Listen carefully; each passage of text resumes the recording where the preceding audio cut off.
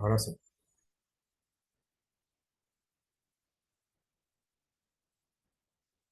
Ok. Falta un minuto para empezar la grabación.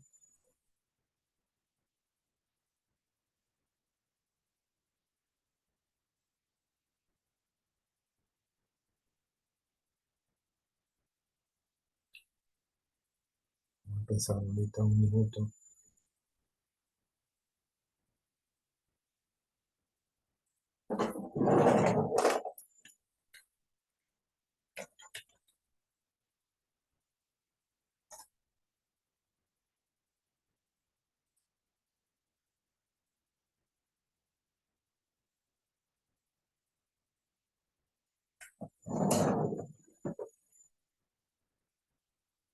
Falta un minuto para empezar este video.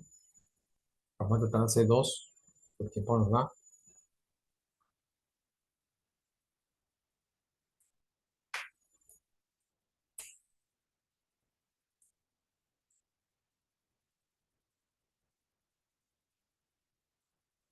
Ok, son las 5:30. Bien, vamos a comenzar la grabación. El video de hoy. Vamos a tratar de ver dos temas. El primer tema se llama relación entre temperatura y la resistencia eléctrica. Ok, ese es el primer tema. Y aquí vamos a ver lo siguiente. Si yo tengo un conductor y pasa una corriente, y la temperatura sube por otra razón o también por la misma corriente, la resistencia que el conductor ofrece al paso de corriente va a ir aumentando en función de la temperatura que esté ahí. Y como dice esta explicación, básicamente porque los electrones que están fluyendo en el cable empiezan a chocar con los átomos, estos empiezan a vibrar y entonces cada vez se le hace más difícil a los electrones avanzar. Y por lo tanto, ese intercambio entre los choques que yo hago y la vibración hace que aumente la temperatura del material con que está hecho ese conductor, o sea, cobre, aluminio o lo que sea, ¿no? Entonces, para calcular cuál es el valor de la temperatura, digo, perdón, de la resistencia de un conductor a medida que la temperatura varía, podemos usar esta formulita que está aquí. Aquí dice, la resistencia final a la temperatura TF ohmios sería igual a la resistencia inicial a temperatura T0 en ohmios, ¿verdad? La resistencia inicial. Normalmente en este dato nosotros usamos el valor de tabla, de la tabla. La tabla dice que este material, ¿verdad? O la temperatura que está en ese momento es tanto, perdón. La temperatura en este momento es tanto. Y a temperatura actual, la resistencia vale tanto. Ese valor vale. Eso se multiplica por este corchete que dice 1 más alfa, coeficiente de temperatura. Hay una tabla que vamos a ver ahorita, en donde para cada material hay un coeficiente que dice cómo se va calentando el material si la temperatura varía, ¿no? Si este coeficiente es alfa. Y eso multiplicado por el tiempo la temperatura final menos la temperatura inicial. Es decir, si T0, que por lo general es 20 grados, porque las tablas están hechas a 20 grados, T0, T0 la temperatura inicial, o de tabla, que es 20 grados, y a esto se le resta la temperatura final, es decir, vamos a suponer que ahorita estaban en 80 grados, de 80 menos 20, 60, sería el número que va aquí. Por alfa más 1, multiplicado por la resistencia inicial, me daría la resistencia final de ese material. Indudablemente, cada vez que la corriente pasa por un conductor, esa temperatura produce lo que nosotros llamamos una caída de voltaje. Es decir, parte del voltaje que puede generar esa corriente se va perdiendo a medida que pasa por el conductor. Está más largo, más caída hay. Porque cada milímetro, cada microcentímetro de ese material se va calentando y va cayendo parte del voltaje en ese material. Entonces es muy importante conocer esta variación. Esta es una tabla, ¿verdad? Donde nosotros tenemos para el aluminio, por ejemplo, ese alfa en la fórmula es 0.039, para manganita no tiene, para mercurio este valor, bronce, micromio, es decir, estos son los materiales y esta es la constante alfa, ¿verdad? Que va aquí en la ecuación, esta constante alfa que está aquí. ¿Okay? Y con eso yo sé, ¿verdad? Para estas condiciones, qué temperatura final puede tener a una temperatura inicial, que puede ser la de la tabla, que es 20 grados, o un valor que yo les dé de dato. Otra cosa para saber una resistencia comercial, ¿cuánto vale la resistencia? Normalmente, por ejemplo, una resistencia de la que uno compra en el mercado de electrónica, ¿ya? Y que uno utiliza en un circuito electrónico que uno tiene. Y para saber el valor de una resistencia de esa, porque ¿cómo tú vas a adivinar cuánto vale una resistencia de esa? Bueno, se ha ayudado a colocar unas bandas de colores, ¿verdad? Y cada banda de color tiene un valor. Y dependiendo de la posición que tiene, te dirá cuánto vale la resistencia. Ese valor de resistencia es a temperatura ambiente, ¿ok? Entonces dice, para conocer el valor de una resistencia comercial, se utiliza el método del código de color. Estos colores se encuentran en la resistencia en bandas. El color de la primera banda, en este caso sería este, nos indica la cifra del primer número del valor de la resistencia. Es decir, por ejemplo, si el color es negro, este número es 0. Si es rojo, es 2. Si es azul, vale 6. ¿Okay? Es el primer número para saber cuánto va. El color de la segunda banda indica la segunda cifra de la resistencia. Es decir, si tengo primero 0, después viene el número que dice aquí, 2. El día 2. El tercer color nos indica por cuánto tenemos que multiplicar esas dos cifras para obtener el valor. O si no es más fácil, el número de ceros que hay que añadirle a los dos primeros.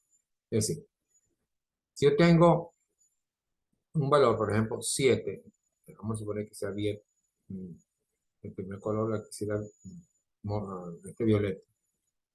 Ese número sería 7. Y el segundo color, vamos a suponer que sea 6, sería 6. 7, 6. Por 10 elevado a la, el color aquí te dice por elevado a qué número. ¿Ok?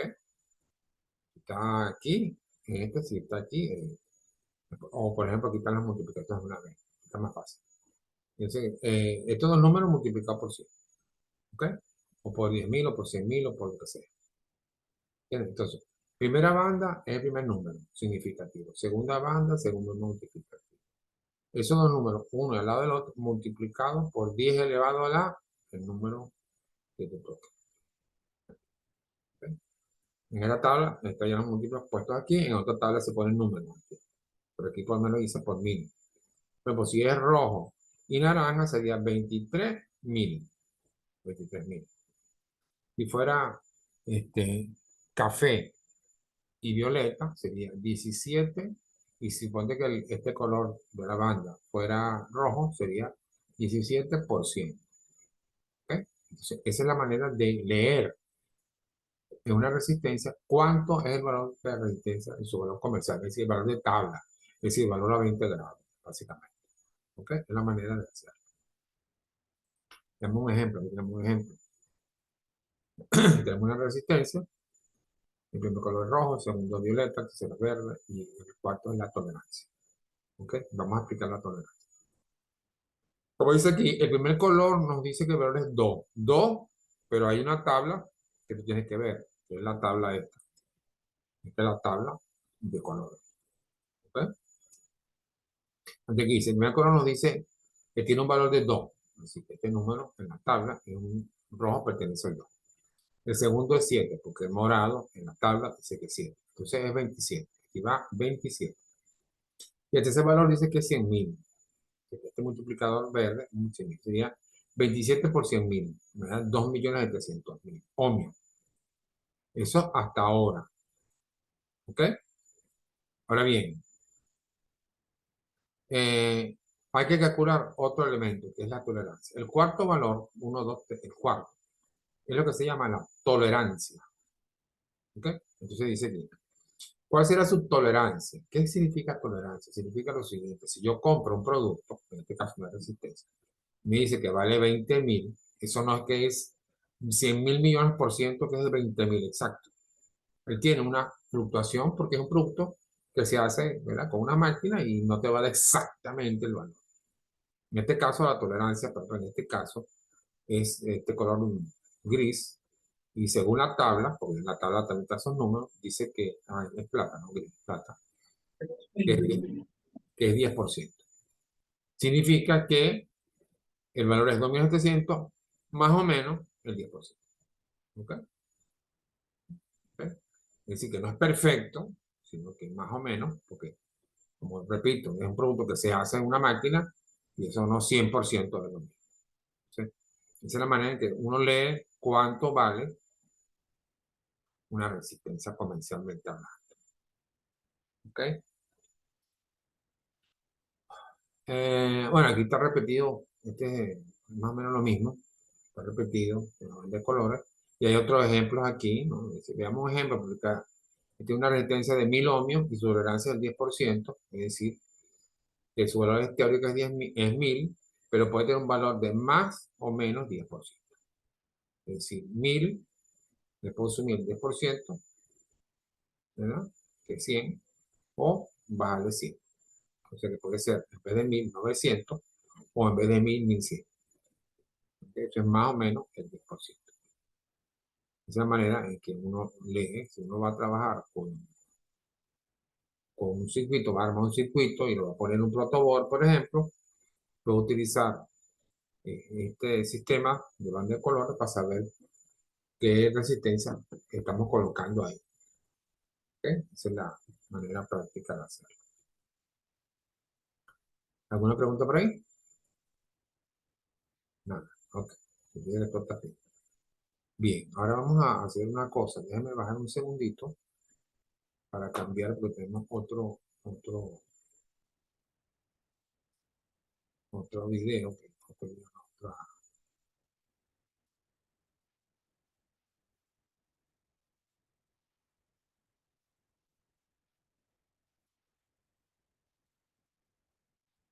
Ya, déjame buscarlo. No, ok.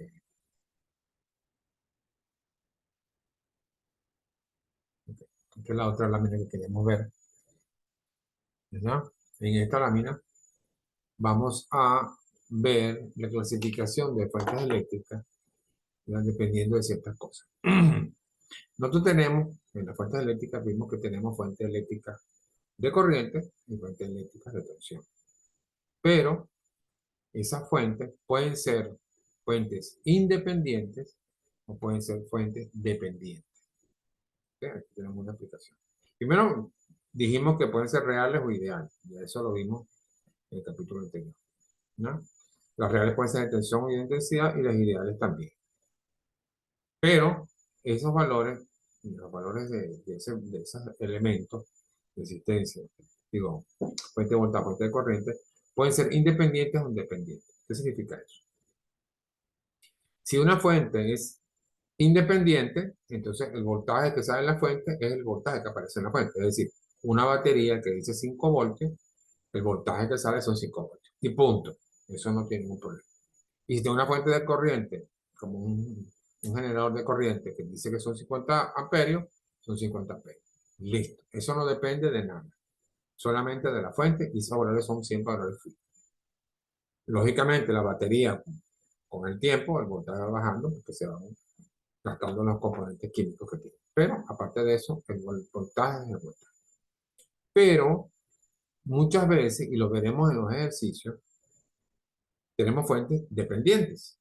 Aquí dice ideales. Donde dice dependientes de tensión, es decir, un voltaje, una fuente de tensión que puede estar controlada por otra tensión o controlada por una corriente. Es decir, que el valor de esa fuente de tensión, podemos suponer que sea 50 voltios, no siempre es 50 voltios, ni depende de la fuente, sino que depende de otra parte, de otro elemento. En este caso, esta tensión puede estar controlada por la tensión de otro componente, ¿verdad? O puede estar controlada por una corriente de otro componente del circuito. Esto es muy usado en la electrónica, por supuesto. Es decir, tú tienes un transistor y el valor de la corriente depende de la alimentación, por ejemplo, de la base o de otro componente. Igualmente, tenemos una fuente dependiente de corriente que puede estar controlada el valor de esta corriente por una tensión o otra corriente de otro elemento dentro del circuito. ¿Okay? Por eso se llama fuente dependiente. Básicamente se ven en los circuitos, cuando uno vayamos a hacer circuitos, lo que pasa es que en esta parte no me pongo a hacer ejercicio porque primero hay que ver la otra parte, que es cómo trabaja con los circuitos.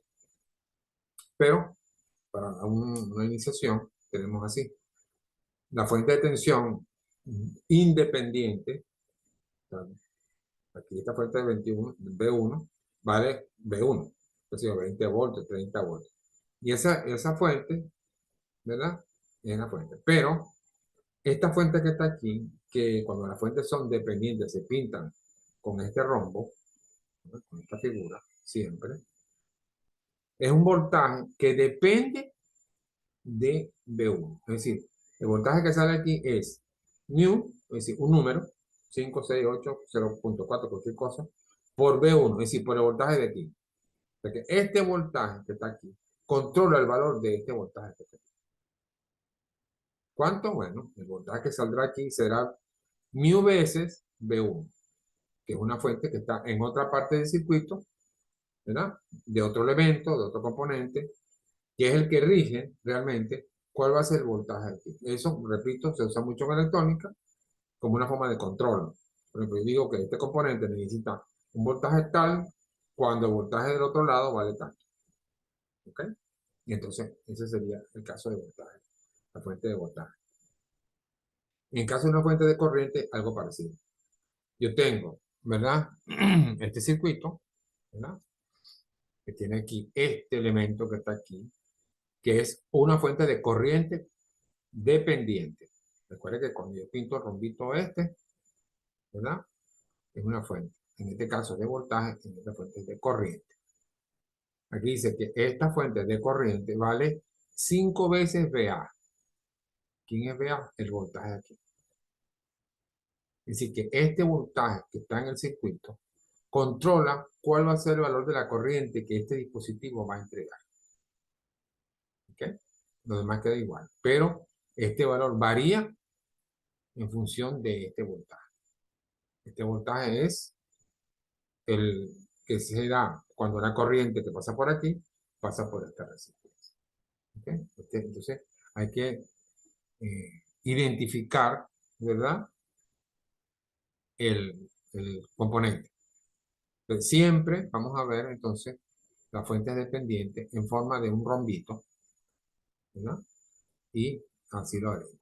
Entonces, nosotros tenemos aquí una pequeña explicación. Dice, una fuente dependiente es una fuente de corriente o voltaje cuyo valor no es fijo. Decíamos que si la fuente es independiente, o por una batería, el voltaje de la batería es el que dicen pegado ahí, 5 voltios, 5 voltios, 10 voltios, 10 voltios. ¿Ok? Entonces dice, en cambio, el valor depende de alguna otra corriente o voltaje del circuito y la forma general para el valor de una fuente dependiente es N igual a K por N. Es decir, N es el valor que está soltando esa fuente y ese valor es K, que es una constante, multiplicado por M, que es el valor de una corriente o de un voltaje. ¿Ok? Entonces, M y N son corrientes o voltaje y K es una constante de proporcionalidad. Es decir, que dice cuántas veces ese voltaje o esa corriente multiplicado por este da el valor de la otra fuente que está en otra parte del ciclo. Dice, por ejemplo, el valor de una fuente de voltaje dependiente puede ser una función de una corriente, por lo que en lugar de una fuente que sea igual, digamos, a 10 voltios, podría ser igual a 20 veces la corriente que pasa a través de una resistencia en un particular sitio. Es decir, ese voltaje puede ser 20 por.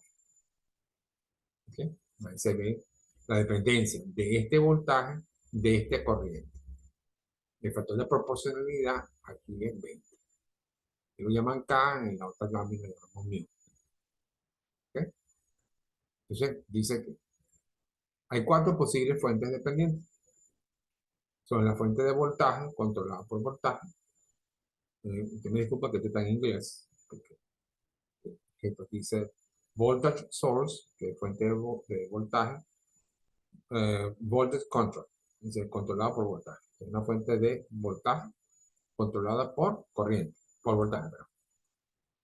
La fuente de corriente controlada por voltaje. ¿Okay? La fuente de voltaje controlada por corriente y la fuente de corriente controlada por corriente. Current source, es decir, fuente de corriente controlada por corriente.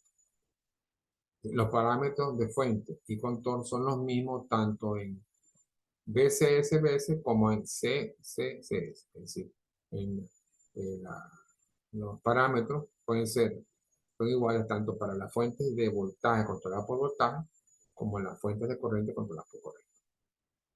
Por lo que cada no tiene unidades. ¿Ok? Es un múltiplo solamente.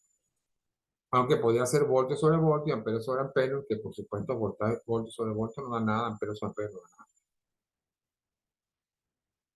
Entonces dice para BCSS y CSS, cada cuenta en unidades, bueno, en otro caso, de amperio sobre voltio o voltio sobre amperio.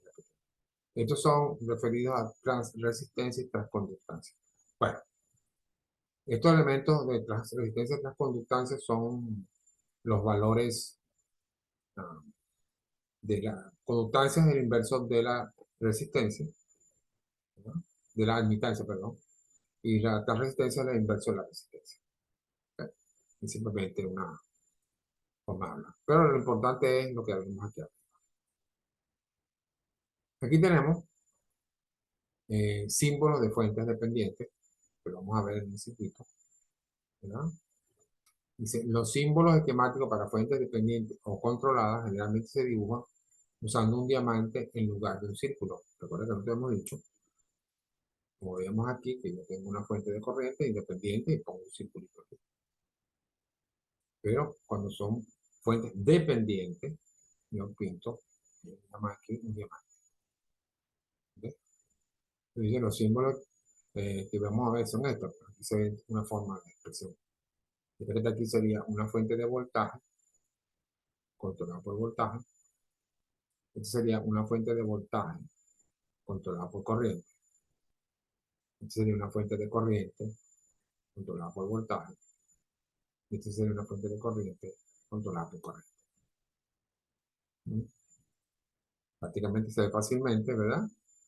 Que cada uno, aquí está la explicación, como dije, está en inglés. Esta fuente de tensión controlada por corriente, fuente de corriente controlada por voltaje, fuente de voltaje controlada por corriente, fuente de voltaje controlada por voltaje. Cuando hagamos los ejercicios, veamos y empecemos a hacer los ejercicios, estos componentes aparecerán en el circuito y lo que hay es que sustituir el valor de esa resistencia por eh, su, el que le define su valor y con eso hay que seguir haciendo la ecuación. Bien, visto esto, vamos a ver ahora otro elemento que son la asociación de fuentes.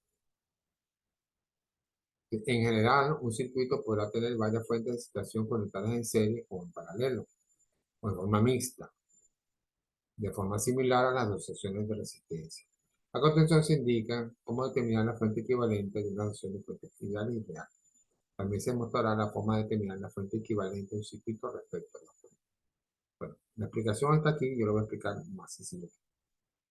Si yo tengo un circuito como este y tengo esta fuente de tensión aquí, circuito. Esto se llama circuito en serie porque está todo uno seguido del otro. El resultado de esto es simplemente sumar el valor de la resistencia. Ahora, por ley de Kirchhoff, yo tendría que sumar haciendo, fíjate esa flecha que está pintada aquí, así. ¿Okay? Yo tendría que, si esto, por ejemplo, aquí se ve, vamos a ver si se ve más grande, un poquito más grande, aquí está un poquito más grande, aquí.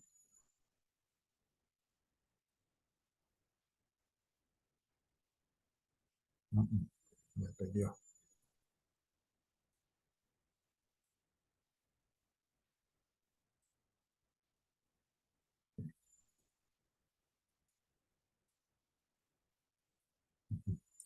Y yo, por ejemplo, quiero sumar estos voltajes. Me vengo así. Aquí dice -2, porque tiene menos aquí. -2 más 2 da 0. -12 más 6 me daría -6. Es decir, que la suma de voltaje me daría -6. Y así se calcula. Simplemente hago, si están en serie, se van sumando como una suma normal, como de corriente. ¿Ok? Si yo tengo estas que son fuentes de corriente en paralelo, yo pudiera sumar las que suben, los 7 viene para acá, esto es un solo nodo, 7 menos 5 2 y este es menos 8, aquí sería menos 13 más 7 sería más menos 6. Es decir que las fuentes se suman si están en paralelo, ¿verdad? La fuente de corriente se suma si están en serie. Y casos intermedios hay que ver uno por uno. ¿Okay? Pero básicamente, por lógica, esto está inyectando una corriente aquí, esto está sacando una corriente aquí, y esto está sacando una corriente. Entonces, se sumarán o restarán dependiendo del caso. Veamos aquí una explicación más matemática. Aquí, por ejemplo, cómo asociamos la fuente. Dice, se escucha mejor. Dice, vamos a ver. Dice, fuentes ideales. Cuando dos o más fuentes ideales de tensión se conectan en serie, la fuerza electromagnética resultante es la suma algebraica de la fuente, de cada una. Lo que yo acabo de hacer aquí. Si es menos y es más, voy restando negativo con positivo, positivo con negativo. Una super suma algebraica. ¿Okay? Cuando la operación se realiza en paralelo, es decir, cuando tengo la fuente en paralelo, es una al lado de la otra, se supone que la fuente tiene que tener el mismo voltaje, porque si no, no tiene sentido. Entonces, una batería de un carro y la pone en paralelo con otra batería, y la polaridad no es, o el voltaje no es, había un cortocircuito. Así que sí. Así que hay que poner todo paralelo y todos los voltajes van a ser los mismos. La única diferencia ahí de poner una batería, poner 5 baterías, es que 5 baterías van a dar en paralelo una potencia por mucho más tiempo que una sola batería. Pero el resultado es la suma de las.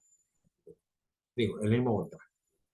Y si lo pongo en serie, como aquí, hay que hacer una suma algebraica. Una sumarán, otra restarán y al final dan bueno. Entonces, cuando dos o más fuentes ideales de intensidad se conectan en paralelo, la corriente resultante es igual a la suma algebraica de las corrientes. Lógico, ¿verdad? Entonces, suma. Vamos a suponer que todo fuera hacia arriba, todas esas corrientes van subiendo al tamaño. ¿Okay? Por supuesto, si yo tengo esto así, no es que yo sume y me da 7 más menos 5 más menos 8, ¿verdad? No se puede hacer así porque hay flujo saliendo por aquí. Normalmente lo que se hace es que si yo tengo esto así, yo esto lo transformo en una fuente de voltaje, ¿verdad? Esto también se aplica a una fuente de voltaje y luego se mezcla para sacar un valor único. Entonces, eso lo veremos posteriormente en la próxima clase, cuando vamos a hablar de circuitos y cómo manejarlo. Bien, por ahora eso es todo. Va a haber otra conexión la semana que viene para hacer unos ejercicios de esto, aunque ya más o menos con esto se puede resolver lo que se necesita. ¿Okay? Mi amigo Wilfredo, que está por ahí, si quiere abrir el micrófono y si tiene alguna pregunta, me la hace.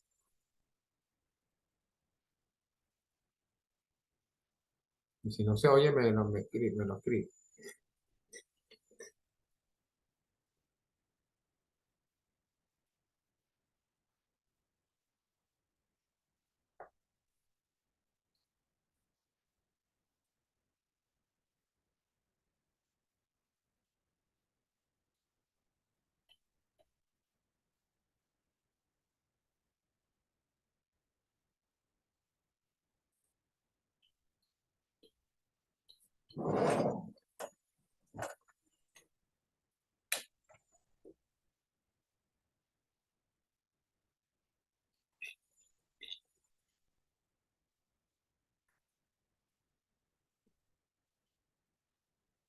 Ah, ok.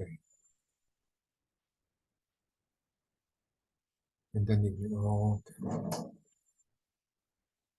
Bueno, me está oyendo. Entonces, fíjate, nosotros, como siempre, voy a esto a guardarlo y lo voy a colocar eh, en el aula, en el aula, donde pusimos la otra vez el otro, pero en este capítulo. ¿Ok? ¿Alguna pregunta por ahí?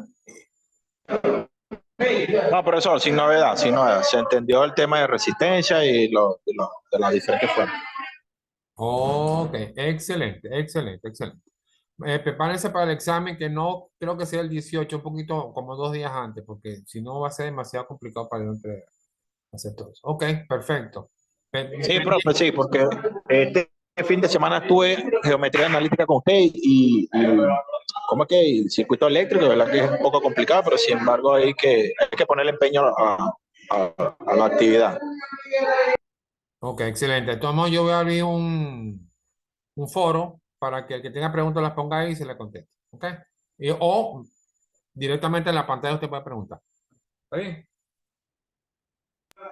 Ok, perfecto. Profe, ¿y geometría dentro de una hora, hora y media? No, prometí, vamos a hacerlo el lunes. Ok. Ok, excelente, excelente. Ok. Chao, pues. Hasta luego. Hasta luego, profe.